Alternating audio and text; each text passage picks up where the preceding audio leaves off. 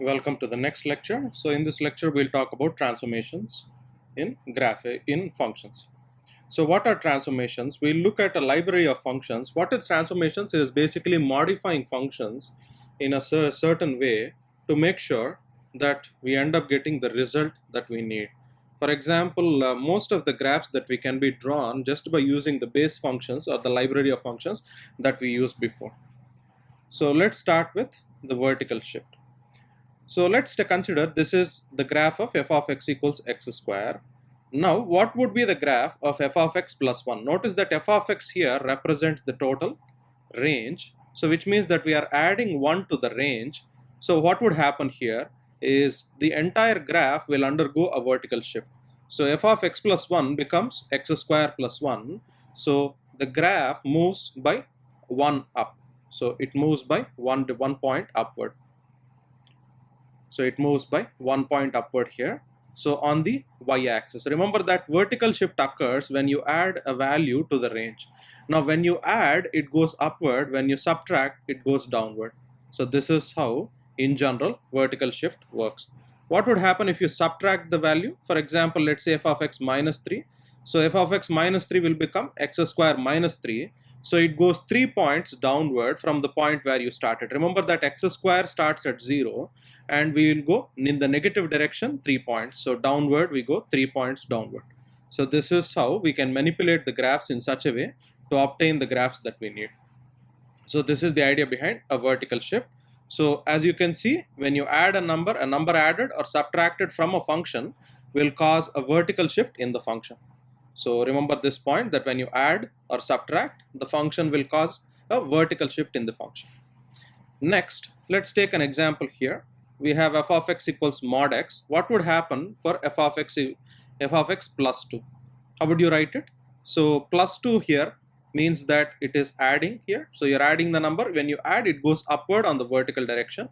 So this point here will come at point 2. So this is the graph for mod x plus 2. Now what would happen if it is f of x minus 4? How would it look like?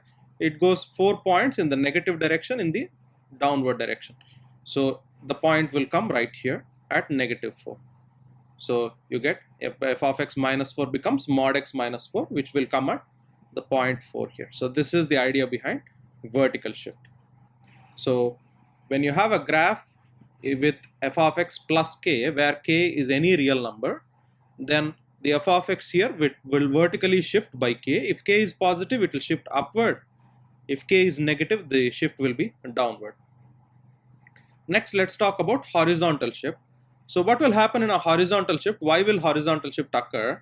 So when you add, in place of rather than adding to the range, we'll add to the domain. Remember that the domain here is x. So we are adding the number 2 to x here, so which means that it becomes f of x plus 2. So remember that it is not f of x plus 2, but it is f of x plus 2, which means that f of x plus 2 becomes x plus 2 square. So x plus 2 whole square.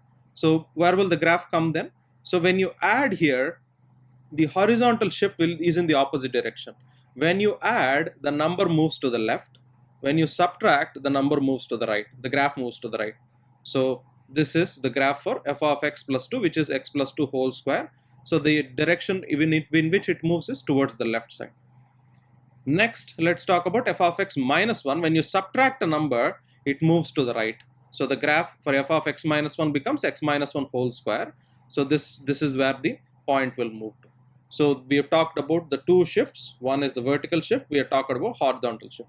So when you add or subtract the value from x, it causes a horizontal shift, but the opposite way to the sign of the number. So if it is subtracting the number, it moves to the right. If it is adding the number, it moves to the left. So this is the remembering part where you have to remember this. Now let's try this graph now. So they're asking you for f of x plus 1, which is x plus 1 whole cube. So where will it move? It moves, because we are adding, it moves to the left. So the point, this point here, 0, 0 will move to minus 1. Next, for f of x minus 3, it moves to the x minus 3 part. So x minus 3 whole cube.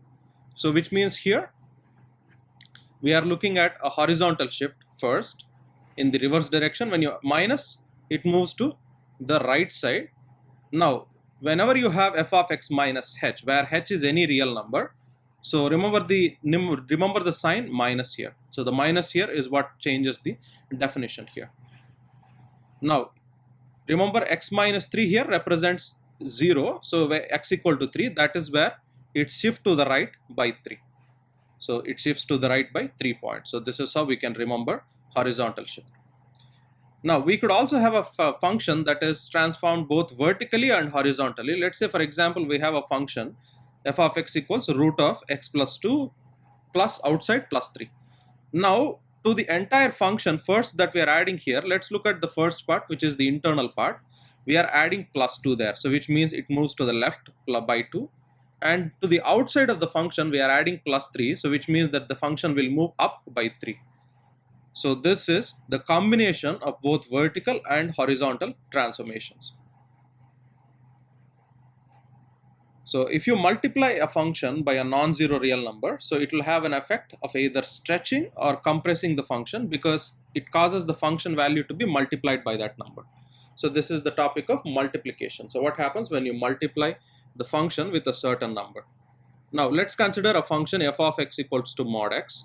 Now 2 times f of x will become, so when you add 2 to the function, remember that we are adding to the function, not x here. So when we add it to the function, it undergoes stretching. Here, first stretch it undergoes when you multiply a number greater than 1, it stretches vertically. So which means that the graph basically gets compressed. Now, when the larger the number that you multiply, the larger the compression. So notice for any x on the graph, the new graph has a y value that is 4 times as much of the original value. So when you multiply a number a, any real number that is greater than 1, it undergoes a vertical stretch or horizontal compression. So whenever we say the term vertical stretch, remember that it also means horizontal compression. Now what happens when you multiply a number less than 1? Let's consider we have a graph half of f of x, or we are dividing a number by a particular integer. What will happen here? It undergoes horizontal stretching. So the graph will undergo a horizontal stretch. When you multiply a number greater than 1, it undergoes a vertical stretch. When you multiply a number less than 1, it undergoes a horizontal stretch. So what will happen? 1 by 4 now, the larger the number that you are dividing it with, the larger the stretching horizontally. So when you have a number between 0 and 1, the graph will undergo vertical compression or horizontal stretching. So this is the idea behind transformation when you have multiply a number between 0 and 1. Now what if you multiply a number negative to this? What would happen to negative f of x? Negative f of x will lead to the function reflecting along the horizontal axis. So this is the horizontal axis. So we are basically writing its reflection on the horizontal axis. So the blue is getting reflected along the x-axis to form minus f of x. So when you multiply a negative number, it flips the axis completely over the x-axis. Now what would happen to f of minus x? So this is where the difference comes in. When you have f of minus x, the function will reflect based on the y-axis, not the x-axis. Notice that the blue here is being reflected across the y-axis. So we are basically flipping the page to create the minus f of minus x. So this is the idea behind flipping. When you have y-axis, if you take the negative value to the x value, then that is going to flip across the y-axis. When you multiply negative value to the x value, f of x value, it flips across the x-axis. So this is the entire combined equation of vertical, horizontal, and multiplied stretch of everything. So we call it a times f of x minus h plus k. Now, if a value is greater than 1, it undergoes a vertical stretch. If a is between 0 and 1, it undergoes a vertical compression. If a is less than 0, it reflects across the x-axis. F of minus x will reflect across the y-axis. K will shift vertically. H will shift horizontally. So this is the combined equation for the entire stretch. So pause the video right here and try to solve this problem. So here you have negative 1 by f of x minus 2 plus 1 using transformation. So these are all the things that you can do now. So this is the combined graph that you can get. So you can try this on your own.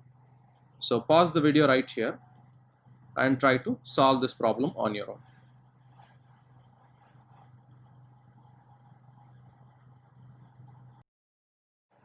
So next, let's talk about even and odd functions. So how do you determine if a function is an even function or an odd function? So the condition for an even function is that f of x must be equal to f of minus x. So which means that when you draw the graph and reflect it along the y-axis, the actual function will not change. So this is the even function. When you have odd, what is an odd function? In an odd function, f of x equals minus f of x. So it is negative of the original function. So f of minus x is equal to minus f of x. We can call that. So let's call it this way. F of minus x, if it is equal to f of x, then we can call it an even function. If f of minus x is equal to minus f of x, we can call that an odd function. If it doesn't satisfy both the equations, we call it neither even nor odd. So let's try one function first. So we are finding f of minus x. So it becomes 2 times minus x minus of minus x whole cube. So you have minus 2x minus of minus x cube. Remember that negative cube is negative. So minus 2x plus x cube. So when you take minus out, it becomes minus of 2x minus x cube. So which is minus f of x. So we have the equation f of minus x equals minus f of x. So this here is an example of an odd function. So this is a function which is odd. So use the same principle now and try to solve the other two problems. So pause the video right here and try to solve these problems.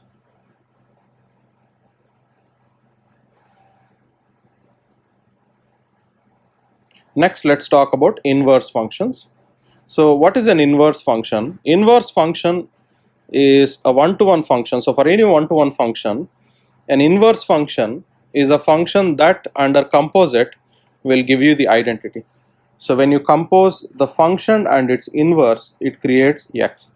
So f inverse of f of x is equal to f of f inverse of x is equal to x. So this is the property of inverse functions. Remember that just because it says inverse, it doesn't mean that it is equal to 1 by f of x. So f inverse of x is not equal to 1 by f of x. Remember this point here. So now let's take a simple example and let's try to understand how do you find the inverse of a function. So first we take the function f of x equals minus 3x plus 5. So let's say this is the function that we have. So f of x equals minus 3x plus 5. Now first thing that we do is that let f of x is equal to y. So we consider that is equal to y. So y becomes equal to minus 3x plus 5. So convert this f of x equal to y into x equal to phi of y. So we have to make x the subject of the formula. So only keep on x on one side and push everything else on the other side. So it becomes y minus 5 is equal to minus 3x. X equals y minus 5 by minus 3. Now from the equation above, we know that f of x equals y. Then what will x be? X becomes equals to f inverse of y. So in place of x, we can write f inverse of y. So f inverse of y is equal to y minus 5 by minus 3. What will f inverse of x be? Just replace y with x. So you get x minus 5 by minus 3. This here is the inverse function. So this here is the inverse function. Now inverse function only exists for one-to-one functions. So it only exists for one-to-one functions. Remember, one-to-one, each domain should have only one single value that is directly connected to the domain. So one domain should have one range value. So this is the idea for behind the domain, and this is the idea behind an inverse function. Now you can try this again. Here they have given you f of x and g of x. They are asking you to find whether g is equal to f inverse of x. So what we do now? Again, do the same principle. F of x equals x cube minus 4. So the formula becomes, so assume f of x equal to y. So y is equal to x cube minus 4. Now y becomes equals to x cube minus 4. We have to make sure that x is on one side, everything else on the other side. So x cube becomes equal to, so x cube is equal to y plus 4. X equals cube root of y plus 4. So we know that we have considered f of x equals y, then x becomes equals f inverse of y. So we can write that f inverse of y is equal to cube root of y plus 4. Then what will f inverse of x be? Just replace y with x. So you get cube root of x plus 4. So g of x is equal to cube root of x plus 4. F inverse of x is equal to cube root of 1 plus x plus 4. We can write that g of x is equal to f inverse of x. So which means that g is equal to f inverse. So this is how we can solve the problem. So use the same principle now and try to solve this problem.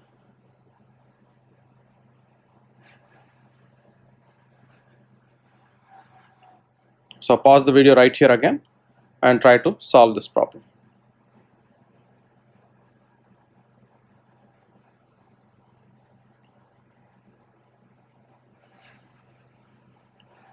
Now, how do you find the domain and range of inverse functions? Now, so function and its inverse. The function's domain will become the inverse's range. The function's range will become the inverse's domain. Remember that it's exactly opposite to the original function. So if you're talking about the function, if you know the function's domain and range, its opposite will be equal to that of the inverse function. So the domain of a function will be equal to the range of the inverse function. The range of the function will be equal to the domain of the inverse function. So this is how you can see the problem, solve the problem. So with this, we end our lecture on functions.